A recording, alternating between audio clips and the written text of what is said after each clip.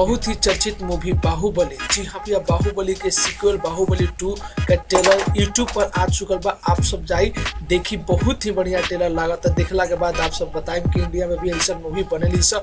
जी हाँ भैया, बॉलीवुड के छोड़ हॉलीवुड के टक्कर दे दिला बा बाहुबली 2 के ट्रेलर। जी हाँ भैया, देखे में से कुछ भी मालूम ना हुई कि कटप्पा ने बाहुबली को क्यों मारा। बहुत ही बढ़िया बा, का एडिटिंग बा। आप सब जाई यूट्यूब पर आ गए बा ट्रेलर, तेलुगु, हिंदी, इंग्लिश सब भाषा में आ गए ट्रेलर के। आप सब जाई देखी, इंजॉय करी, बहुत ही बढ़िया लगा था। और ये फिल्म बहुत जल्दी आप सबके सिनेमा घर में देखे के मिली।